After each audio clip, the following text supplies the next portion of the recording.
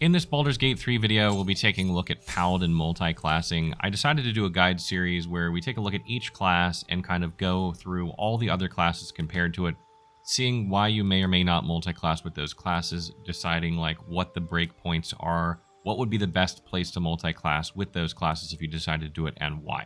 Originally, I had decided to do a second multiclassing video kind of going through all of this information, but there's so much information that I felt like each class probably needed its own video in itself to go through all of this data.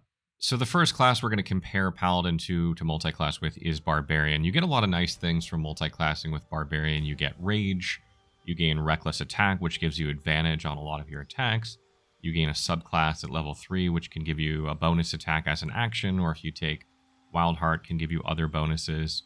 And there are a lot of good reasons to multiclass Paladin with Barbarian, in my opinion. So probably the highest level you would take a Paladin if you're playing a Paladin Barbarian hybrid build or multiclass build would be level 9-ish.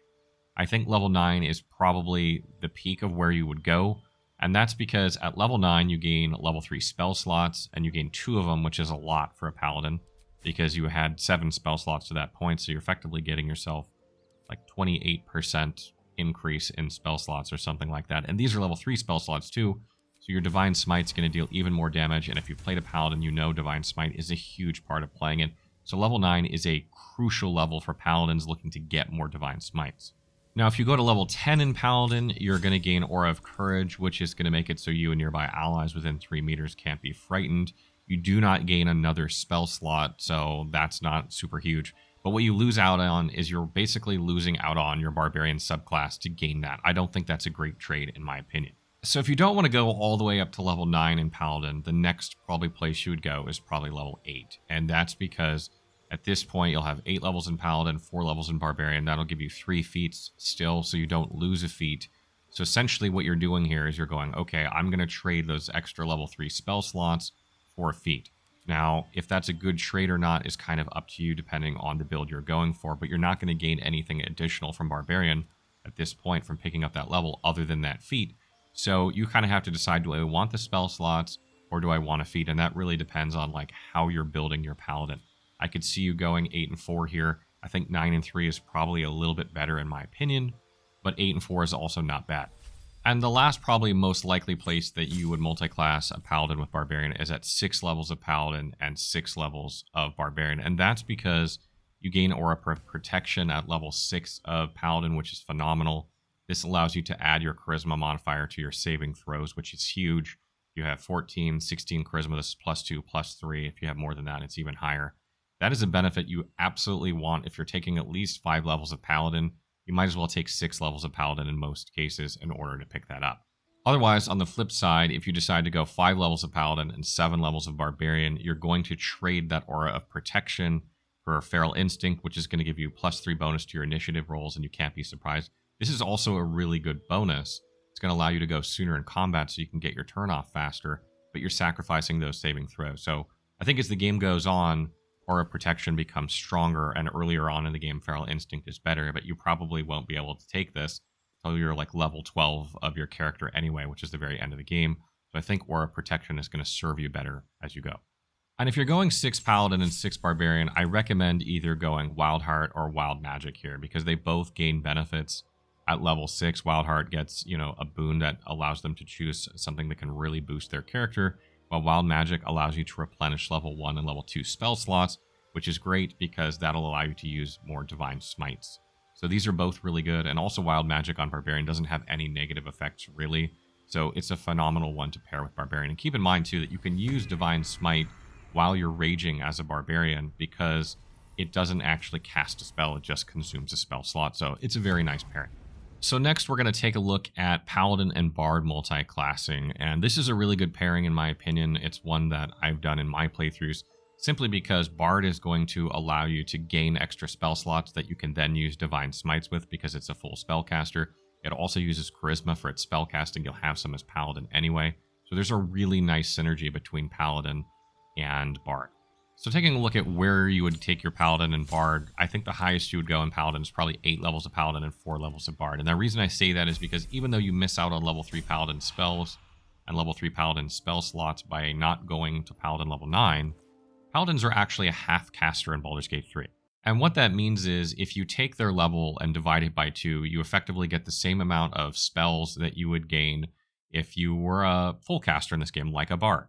So Paladin level 9 divided by 2 is 4.5. You round down, that's 4. So 4 plus 3, you effectively have a level 7 spellcaster by going 9 Paladin and 3 bard.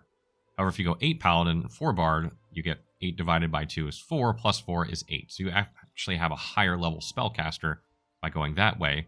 You miss out on Paladin level 3 spells, but you have more spell slots, and you also gain that third feat by having that 8/4 breakpoint. So I think it's a better trade-off unless there's some specific Paladin spell that you really want. Otherwise, I think you come out better. You come out with more spell slots for Divine Smites, and you get that extra feat. So the next highest you would probably go as a Paladin is 7 Paladin, 5 Bard, and that's because at level 5 of Bard, you pick up Font of Inspiration, which makes it so that your Bardic Inspiration dice are replenished on short rest as well as long rest, so you can use them way more often. You also gain 1 more use of Bardic Inspiration at this level, so it goes from 3 to 4, which is nice. And your Bardic Inspiration die actually improves from D6 to D8 at this level. So you're basically saying, I'm going to sacrifice a feat at this point in order to gain that. And depending on what feats you need for your build, that's what you're judging on. So if you don't want to go 8/4, 7/5 is also good. You're going to get more, Bardic abilities with your Bardic Inspiration die, and it's really up to you whether that's better or not than a feat you might take. And the last highest place I think you would go is 6 Paladin, 6 College of Lore Bard specifically. Probably not the other two because they gain extra attack at this level of Bard, and that's not helpful because that does not stack with Paladin's extra attack. And keep in mind when we're doing these as well that I'm thinking this as a Paladin, right? Like primarily as a Paladin. Like that's how we're doing the multiclassing. If we were doing the flip side and we're multiclassing as a Bard, you might take 10 levels of Bard, 2 levels of Paladin. But that's what we'll cover in the Bard video. This is the Paladin video where you're primarily a Paladin. And the reason that you might go 6 Paladin, 6 College of Lore specifically is at level 6 you're going to gain extra magical secrets, which is going to let the Bard pick 2 spells, 2 level 3 spells from a list of spells that are outside of the Bard spell list, which is really great. You can pick up something like Fireball or Lightning Bolt that can really add another dimension to your hybrid build. And this setup will also gain you level 4 spell slots because you'll basically be a level 9 caster. So you'll have more spell slots than either of the other 2 setups, which you can use for Divine Smites as well. Next, we'll take a look at Paladin and Cleric multiclassing, and there's less synergy between Paladin and Cleric than there is between Paladin and Bard, and that's because Clerics use Wisdom for their spellcasting ability modifier, where Paladins use Charisma, and Bards use also Charisma. So there's a lot more synergy between Bard and Paladin, less so between Cleric and Paladin. But that doesn't mean you can't multiclass these 2 classes, and probably the biggest reason to multiclass them are similar to the reasons with Bard. You're going to gain extra spell slots that you can then use for Divine Smite, which is also strong. And also some of the unique spells from Cleric will be available to you that are not available on Bard. For instance, you could pick up Guidance if nobody else has that, or you could pick up Sanctuary, which is another really strong Cleric spell that doesn't require any wisdom at all. Pick up Healing Word, which is a nice ranged bonus action heal that can pick up players or characters that have been, downed. Warding Bond is also really strong, doesn't require wisdom in order to use. Mass Healing Word is another good AoE heal that can pick up multiple characters, and you can also still gain Revivify even if you don't go to 9 levels of Paladin. And probably the highest you would go on Paladin is 8 levels of Paladin, 4 levels of Cleric for similar reasons that we did it with Bard, in that you're going to gain more spell slots this way than if you go 9 and 3 Cleric, and you will still gain your third feat. So that's really, really strong. And the other most likely place that you would probably multiclass is 6 Paladin and 6 Cleric. And this is because you'll gain the most possible spell slots by still having at least 6 levels in Paladin. You'll still gain Aura of Protection. You'll still have extra attack from Paladin. And you'll have access to level 3 Cleric spells. And some of these are really good. And also because a lot of Cleric subclasses gain a benefit at level 6. For instance, Life Domain makes it so that if you heal a character, then you also gain healed at this level. Light Domain allows you to use Warding Flare on other party members. So there are reasons to go to level 6 depending on your subclass, and that's a good breakpoint for the other reasons as well. I'm taking a look at Paladin Druid multiclassing, and this is kind of a tough one because Druids have a unique feature called Wild Shape that allows them to shift into animals and attack in combat, but you can't use Divine Smite while you're in this form, so there's not a ton of synergy between that mechanic, which is really a huge part of Druid, and paladins. And the Circle of Moon Druid really focuses on that aspect, so I don't think you would be multi-classing a paladin with a Circle of Moon Druid. Now you can multi-class a Circle of Land and Circle of Spores Druid more effectively with a paladin than Circle of Moon. And I think it's likely that if you're going to do that multi-class, you'll probably go 6 levels of paladin and 6 levels of Circle of Land or Circle of Spores. And at 6 levels of Circle of Land, you're going to get 3 natural recovery charges, which is going to allow you to replenish like 3 level 1 spells or a level 3 spell slot or a level 2 spell slot, level 1 spell slot. Either way, these are really good for more Divine Smites, so that's really nice. You won't get another one of these at level 6 of Circle of Land, but level 5 you'll gain one, which is good. You also have some decent spell selection at level 5 of Circle of Land. You'll be able to choose up to that point from like Blur, which is nice to give disadvantage on attack against the Paladin. You can get Misty Step if you don't already have it with one of the subclasses. You can gain Haste for extra attacks or Mirror Image for more defense. There's some good spells you can gain from Circle of Land that can benefit a Paladin that aren't necessarily spells that, you know, require high wisdom in order to use. And you can also get like Guidance or something like that. There are, you know, a number of Druid spells that are still good. And also at level 6 of Circle of Land, you'll gain Land Stride, which removes, you know, difficult terrain from slowing you down in combat. Paladins struggle a bit with mobility, so this is a really good breakpoint in my opinion. And why it's really good to have 6 and 6 is, again, you gain extra attack from Paladin at level 5 or a protection at level 6. And because you have that nice even breakpoint here, you're going to have, you know, basically 3 full caster levels from Paladin and 6 from Druid. That's going to give you a caster level of 9, allowing you level 5 spell slots, which is really, really strong for your, you know, many Divine Smites that you might use. And if you're talking about Circle of Spores Druid, then you're going to gain Symbiotic Entity, which is going to give the Paladin extra temporary hit points and increase their damage by giving them extra necrotic damage that they can deal. It's also going to allow them to use Halo of Spores as a reaction to deal some more necrotic damage, and while Symbiotic Entity is active, that damage is going to increase. And why this is important to have like 6 levels here is because Symbiotic Entity's temporary hit points goes up by 4 for every level of Druid. So if you don't have some levels of Druid, it's really not that great, right? So if you like go 2 levels of Druid to get this, you're going to have 8 temporary hit points. Well, that's not very much hit points by the end of the game, but if you have 6 levels, you'll have 24 hit points temporarily, and that's really, really strong. And you can still use Divine Smite while using this, even though it uses a wild-shaped charge, which benefits the Paladin greatly. And also at level 6 of Circle of Spores, Halo of Spores damage will increase to 1d6, so that's a nice increase. And you'll also gain Fungal Infestation, allowing you to raise undeads. So you can kind of have a pseudo like undead army with your Paladin build. So I hope you can see why you would probably go at least 6 levels in 6 if you're going to go Druid and Paladin. Otherwise, I think you'd be better off taking a different class to multi-class Paladin with, because you really need to get some levels in Druid to really get some investment out of it. So the next class we're going to take a look at is Paladin Fighter, this multi-class combo. And this is a really great pairing in my opinion. Paladins get a lot of their stuff like, you know, between levels 1 and 9. And picking up a few levels or a couple levels of Fighter can really give you a lot of extra stuff. You can get an extra fighting style. You can gain Action Surge, which recovers on Short Rest, which is really good. You can pick up a couple of Fighter subclasses. Some of these are really good pairings with Paladin. So let's get into this a little bit. So the highest you'd probably go is 10 Paladin, 2 Fighter if you're doing this multi-class. You're going to gain another fighting style, and you're going to gain Action Surge, which replenishes on a Short Rest, as well as Second Wind if you do this. And this is a tough one, because essentially what you're losing by not going 12 Paladin here is a feat, a level 3 spell slot, and you're also losing 1 to 8 radiant damage on all your melee attacks. So you're gaining some burst damage from Action Surge once per fight, but you're losing reliable DPS, and you're also losing 1 spell slot you can use for Divine Smite at level 3, which is very strong. So the reliable DPS might be better over a longer fight, but sometimes burst DPS is more useful to take down an enemy before it can do something bad to you. So there's kind of a trade-off there, and this is kind of a toss-up. So if you go 9 Paladin and 3 Fighter, you basically have the same spell slots that you would have if you have 10 Paladin, but you're also gaining that subclass of a Fighter. And there's some good things from subclasses. If you take Eldritch Knight, for instance, you can have access to like Shield or Magic Missile or some other really good spells that don't really require intelligence that just might be good for utility. If you take Battle Master, you're going to be able to use your superiority die to add 1d8 to a lot of your attacks, and also use some other maneuvers that you might want to do. If you take Champion, you're going to have increased critical chance. These are all great in my opinion, so I think 9 Paladin, 3 Fighter is a bit of a better sweet spot than 10 Paladin, 2 Fighter. And then obviously you can go 8 Paladin 4 Fighter, and here you lose those 2 level 3 spell slots and you gain a feat in exchange.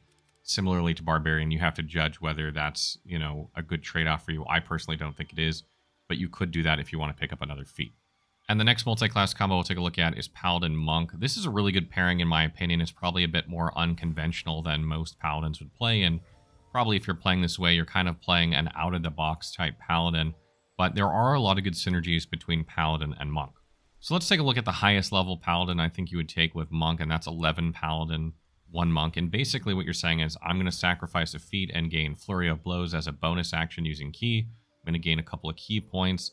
I'm going to be able to use melee weapons with Dexterity instead of Strength, even if they're not Finesse-based.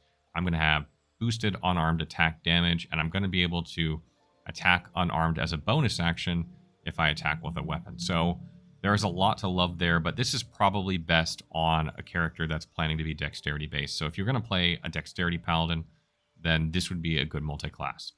Now, if you go 10 Paladin and 2 Monk, essentially what you're doing is you're giving up 1 level 3 spell slot, you're giving up Improved Divine Smite, so 1d8 radiant damage on all your melee attacks, and instead you're gaining Unarmored Movement, which is probably not something you're going to use with this build, but you will gain Patient Defense, Step of the Wind Dash, and Step of the Wind Disengage, which allows you to boost your defense or dash or disengage as bonus actions using Ki. These are really strong in my opinion. Whether they're stronger than the radiant damage and the spell slot is kind of up to you, but this will kind of resolve one of the issues that Paladins have, which is mobility, and that's really nice to do. So then at 9 levels of Paladin and 3 levels of Monk, you're going to gain Deflect Missiles, which again is really only useful if you are a Dexterity Paladin. So if you're not playing Dexterity, then, it's not so great. And your unarmed attacks are also going to go up in damage, which is great. And you're going to be able to choose a subclass here. You can choose any of them, but probably the best 2 pairings are Way of the 4 Elements or Way of the Open Hand. Way of Shadow kind of deals with, stealth. And if you're wearing like medium or heavy armor, you're not going to be a very stealthy character. So you'd probably take one of those 2 subclasses here if you're going to go that way. And at 8 Paladin and 4 Monk, you're basically, again, sacrificing those 2 level 3 spell slots, which you can use for Divine Smites, for a feat, and also to reduce your damage when you fall. I don't think this is the greatest trade-off. I don't think 8 and 4 would be a great breakpoint. I think I would prefer to go 9 and 3 or even 7 and 5 Paladin Monk. At 7 Paladin 5 Monk, you'll gain access to Stunning Strike, allowing you to use your Ki in order to try and stun an enemy, and the difficulty class that they must save against with Constitution is equal to 10 plus your Strength or Dexterity modifier, whichever's higher. So you don't need Wisdom for this to be effective. So this can be really nice because you can lock an enemy down if you can keep pulling this off. And then if you go 6 Paladin, 6 Monk, which is really the lowest I would go with Paladin, so this is probably the last breakpoint I would recommend, you're going to gain Ki-Empowered Strikes, which allows your unarmed attacks to overcome bludgeoning resistance when you use it, but regular bludgeoning resistance, not magical bludgeoning resistance. I know that's confusing. So in some cases it will overcome it, but not all the time. And then you get some really good subclass features here as well, depending on if you went Way of Shadow or Way of the Open Hand. Not so much if you went Way of the 4 Elements. I probably wouldn't recommend going 6 and 6 if you went Way of the 4 Elements. But if you went Way of the Open Hand, you're going to gain Manifestation of Body, Mind, and Soul, allowing you to add damage types to your unarmed attacks, giving you even more damage, which is great. And you'll also gain Wholeness of Body, which allows you to regain half your Ki points and also heal yourself and give yourself an extra bonus action for a few turns. And then if you went Way of Shadow, I think this is probably the breakpoint I would take if I went Way of Shadow. I don't think I would take any of the other breakpoints for Way of Shadow because this is really the best part. You can actually use as a bonus action, teleport to a target from Shadow into Shadow, and then your next attack will have advantage. That'll boost your chances of succeeding on your next attack. That can be really nice for Divine Smites, etc. So there is a reason to go 6 and 6 with Paladin and Monk as well, but probably only with those 2 subclasses and not Way of the 4 Elements. Next, we're going to take a look at Paladin Ranger multi-class, and there's not a ton of synergy between these 2 classes, predominantly because Rangers, like Clerics and Druids, use Wisdom for their spellcasting ability modifier, while Paladins use Charisma. There are also not a ton of other benefits to be picked up by Paladin from Ranger. For instance, if you're going Beastmaster, Beastmaster needs a lot of levels in Beastmaster, so if you're going to play a Paladin Beastmaster, you'd just be better off playing as a Beastmaster. But one thing you can get if you go 11 Paladin and just 1 level of Ranger is you get to choose another skill, and you can also gain other skills from Favorite Enemy or Natural Explorer or other things you might want, like damage resistances, etc. And that would basically be in exchange for a feat. So that is not a bad pickup in exchange for a feat if there isn't a specific feat that you need. But if you're not going to dip one level into Ranger just for those things, then the next most likely place, and the only other place I think I would recommend, multi-classing Paladin with Ranger, is 9 Paladin and 3 Gloomstalker or 3 Hunter. Again, Beastmaster doesn't make much sense to dip into because your companion will just be too weak to do anything. But with Gloomstalker, you can gain Dread Ambusher, giving you, higher initiative, and also allowing you to move further and deal extra damage as well as an extra attack on the first turn of combat, which can be deadly. And Hunter, you can pick up things like Colossus Slayer or Hordebreaker, although in my opinion, Colossus Slayer is outshined by improved Divine Smite, so you'd be better going 11 Paladin and 1 Ranger than you would be going, 9 Paladin and 3 Hunter just for that one. But if you want like Hordebreaker or something like that, then Hunter would not be a bad choice. But I think Dread Ambusher from Gloomstalker is a better pickup. So next, let's take a look at Paladin Rogue multiclassing, and there are some decently good synergies here, some that might surprise you. However, you're probably not going to want to take this multiclass unless you're planning on using a finesse-based weapon, and that's because you cannot take advantage of melee sneak attacks unless you're using a finesse-based weapon, and if you're using a ranged weapon for sneak attacks, you'd have to be hidden, which is not something Paladins typically focus on, and unless they're a dexterity-focused Paladin, they're not going to have very good accuracy at range anyway. So at 11 levels of Paladin, 1 level of Rogue, which I think is probably the highest you would take this, you're essentially trading a feat from Paladin in order to gain 1d6 or 1-6 sneak attack damage once per turn if you can manage to pull that off. And you're also going to gain 1 skill, and you're also going to gain expertise in 2 skills. And 2 of those skills could be Deception, Intimidation, or Persuasion. Paladins typically have high charisma, and they are typically talking a lot, so gaining that expertise in order to help with their dialogue checks could be really nice on top of that extra damage. Now, if you're talking about going 10 Paladin to Rogue, you're essentially trading a level 3 spell slot, and you're trading Improved Divine Smite, which is 1d8 radiant damage on all your melee attacks, for Cunning Action Hide, Cunning Action Dash, and Cunning Action Disengage, making these bonus actions. You're not really hiding much as a Paladin, particularly if you're wearing like heavy armor or something, so that's not so great. But Dash and Disengage are kind of nice, allowing the Paladin a little bit more mobility, but I don't know if it's worth trading that damage and that spell slot for. So that really depends on what your needs are in combat.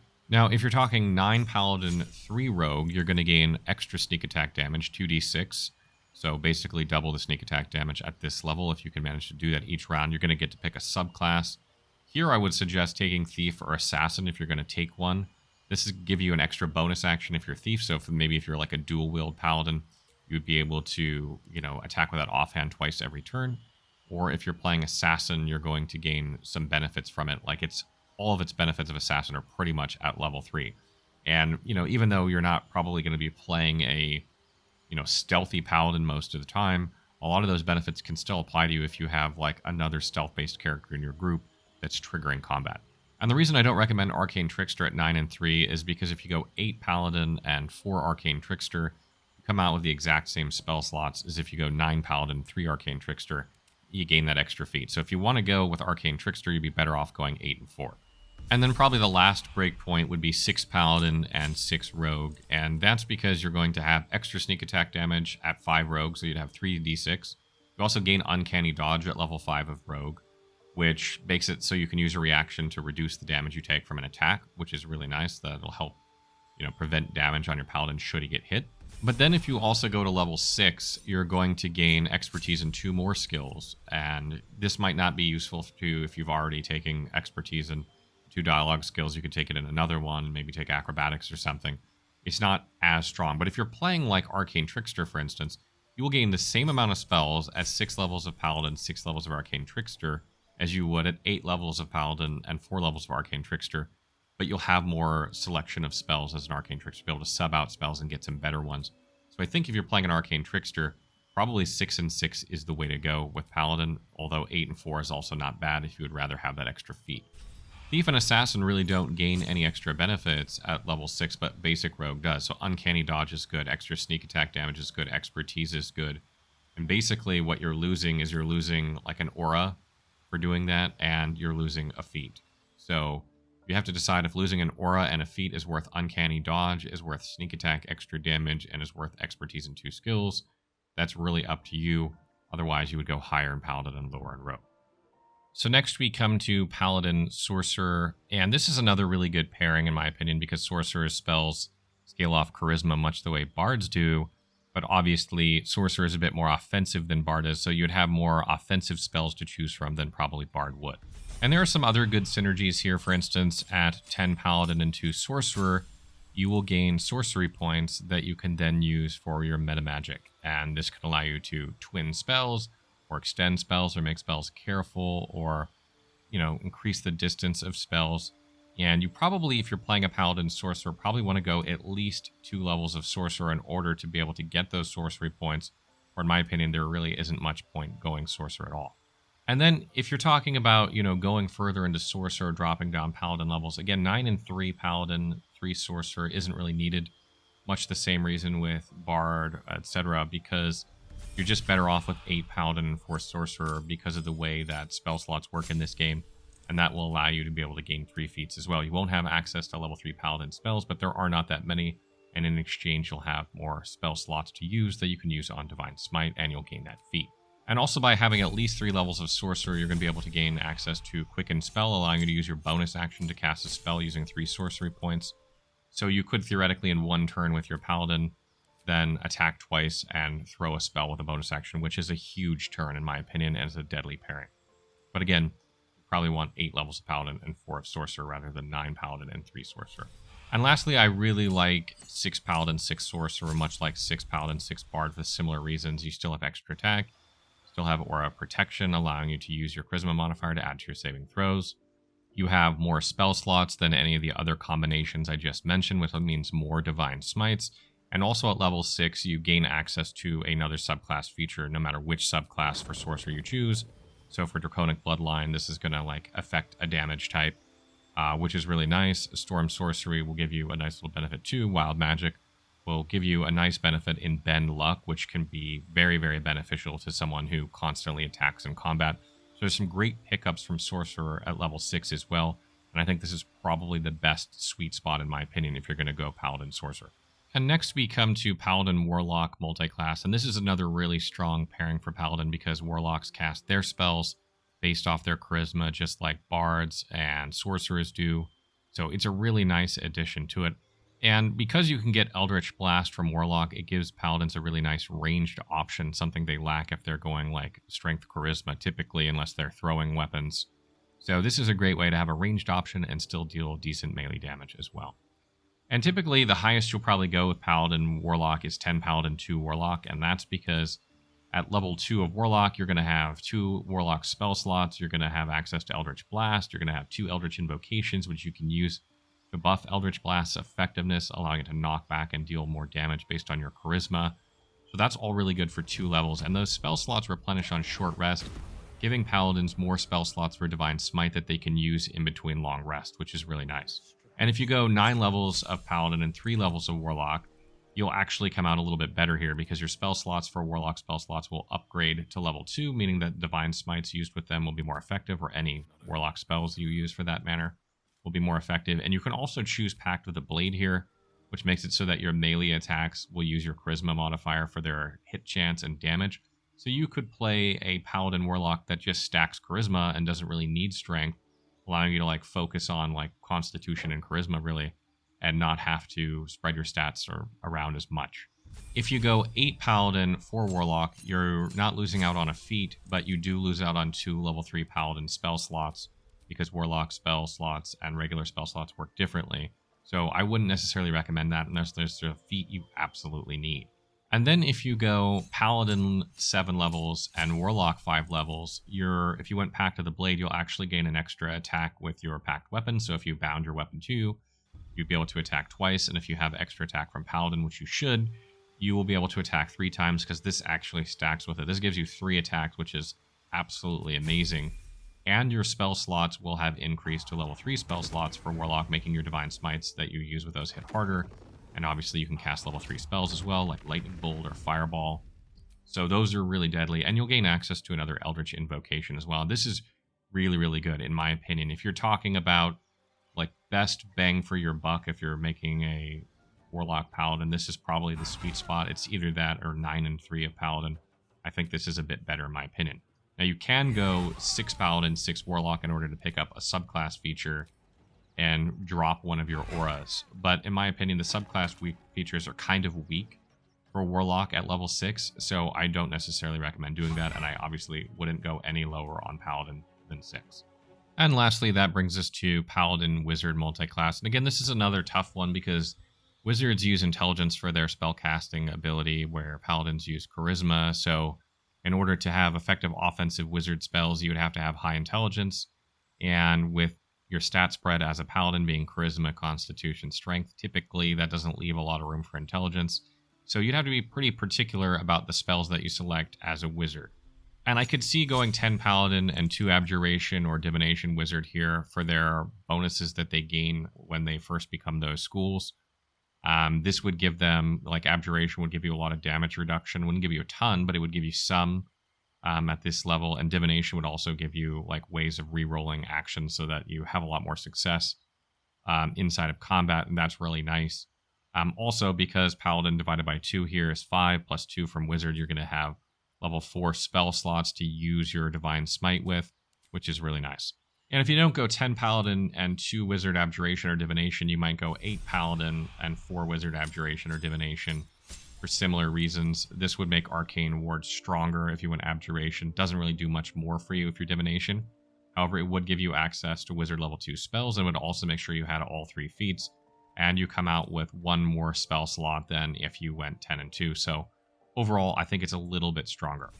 And again, you could go 6 Paladin, 6 Wizard, and this would make your Arcane Ward even stronger if you're Abjuration. It would also allow you to consume it to apply the damage reduction to like an ally. Divination gets more Portent Die here, which is great. Necromancy allows you to make your summon undead stronger. There's some nice synergy there if you're playing like an Oathbreaker Paladin. So that works out really good if you're going that route. And then Transmutation allows you to like create a stone here that gives you Constitution saving throw proficiency, which is great for concentration checks. So if you don't want to use an armor that gives you like, you know, Constitution saving throw proficiency, that's great to have in your inventory for that. And you come out with more spell slots with 6 Paladin and 6 Wizard than you do either of the other 2 setups, giving you more Divine Smites, which is nice. But again, if you're going to go Wizard with Paladin, you're going to probably pick more defensive type spells, something that doesn't require high intelligence to hit an enemy, things that, you know, buff your teammates or something like that. That way you don't have to spread your stats around so crazy. So that wraps up our guide on multi-classing Paladin. I've always wanted to do more in-depth guides about this after doing the class videos. I just haven't had a lot of time. There's been a lot of crazy releases. Hope you guys enjoyed this one. If you have questions or comments, or if you have other tips that I didn't mention in this video, you can leave them in the comments below. Let me know what you guys think about this video. It's a lot of work to put this together. I really want to do these for the other classes, but I want to see if there's interest out there before we do them all. So let me know what you think.